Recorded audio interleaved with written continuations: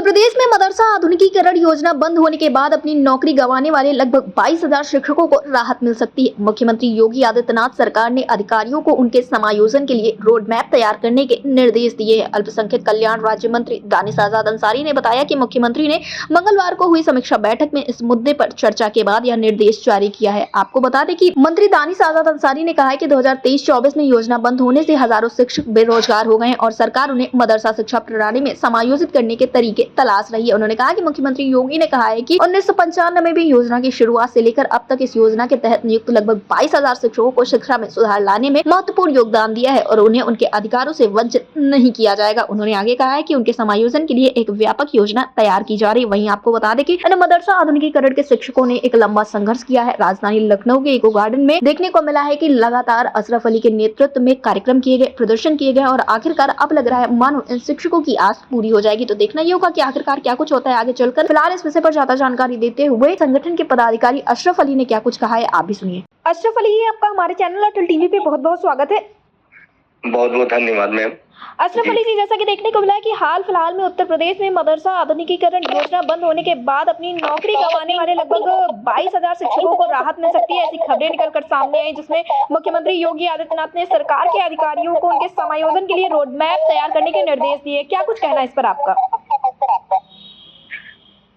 जी ma'am, पहले मैं हमेशा सभी प्रेस, खास करके अटल टीवी टीम का बहुत धन्यवाद कहना चाहता हूं, क्योंकि अटल टीम हमारी हमेशा आवाज उठाती है। और ये जो जानकारी निकल के आई है माननीय मंत्री, ये अभी अगले हफ्ते बल्कि 3-4 दिन पहले ही जो है माननीय मुख्यमंत्री आवास पर ये मीटिंग हुई थी।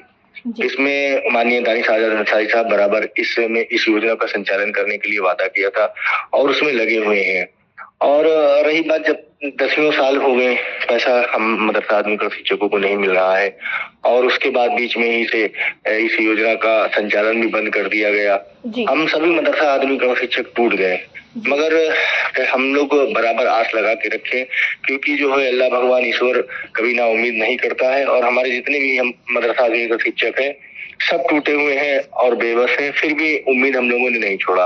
अभी हाल फिलहाल में जो है माननीय मंत्री दानिश आजाद अंसारी साहब, माननीय मुख्यमंत्री जी से मुख्यमंत्री आवास में मुलाकात हुई, जिसमें माननीय राजभर साहब भी थे, माननीय दानिश आजाद अंसारी साहब थे, माननीय मुख्यमंत्री जी थे। तो वहां पर और उसकी कुछ फोटो क्लिप वगैरह बाहर नहीं निकली है। और इस बीच उसके बाद हमारी माननीय दानिश आजाद अंसारी साहब से बात तो हुई, मगर आमने सामने बातचीत नहीं हो पाई। अभी माननीय दानिश आजाद अंसारी साहब दिल्ली गए हुए हैं, अभी वापिस आते हैं तो उनसे हमारी मुलाकात होती है और पूरी ये जानकारी ली जाएगी। अभी माननीय मंत्री जी की सचिव से बात हुई, उन्होंने बताया पूरी विस्तार से कि कैसे कैसे क्या है। मगर अब माननीय मंत्री से मुलाकात कर लें और जब तक पूरा कार्य और ये जो भी बातें निकल के सामने आ रही है धरातल पे अगर लागू ना हो जाए, तब तक क्या हम लोग कर सकते हैं? क्योंकि आप लोगों ने बराबर कवरेज किया, ना जाने कितने धरना प्रदर्शन, ना जाने कितने संघर्ष किए गए हैं और आगे भी करते रहेंगे, क्योंकि हम लोग आर्थिक तंगी झेल रहे हैं और जो है बहुत हम लोग परेशान हो चुके हैं, मगर हम लोगों ने आस नहीं छोड़ी है। जी, लेकिन अशरफ अली जी, इस बीच में ये भी देखने को मिला है कि 27 के चुनाव को देखते हुए कहें या फिर सरकार की संवेदनशीलता कहें, हर एक विभाग में लगभग कर्मचारियों को राहत मिली है। तो आपको क्या उम्मीद है कि इस बार कुछ सच में खास हो सकता है? देखिए, आने वाला जो है चुनाव है और रही बात ये योजना, हम लोग मदरसा आधुनिकीकरण शिक्षक है और आधुनिक शिक्षा में हम लोग हिंदी, अंग्रेजी, गणित, सामाजिक विषय के बारे में सब जानकारियां बच्चों को देते हैं, पढ़ाते हैं। और हमारे साथ में सभी धर्म, सभी जाति के लोग हैं, वो चाहे हिंदू हो चाहे मुसलमान हो, बराबर हम लोग जो है मदरसों में जाकर के शिक्षा हम लोगों ने दी है और पढ़ाया है। और अभी भी मदरसा आधुनिकीकरण शिक्षक बराबर लगे हुए हैं और बहुत सारे ऐसे टूट गए हैं, क्योंकि परिवार का पालन पोषण करना होता है, कुछ न कुछ तो अपने लिए करना ही पड़ेगा।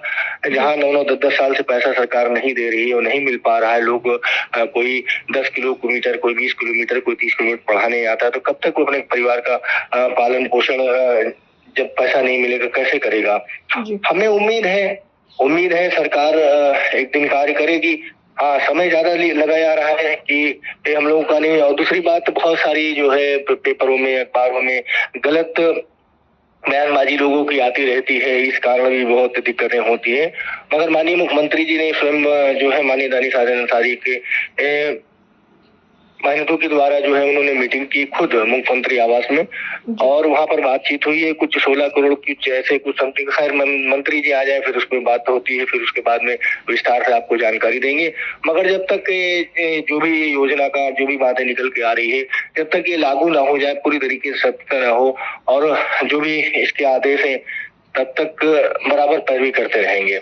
और आप लोगों का हमेशा साथ चाहिए, और हमारे मदरसा शिक्षकों को यही चाहेंगे कि एकजुट रहें, एकजुटता दिखाएं, और जो है हम यही चाहते हैं, जागोगे तो जिंदा रहोगे, सो जाओगे तो हो जाओगे। जी, अशरफ अली जी, एयरटेल टीवी से जुड़ने के लिए धन्यवाद। बहुत बहुत धन्यवाद, थैंक यू।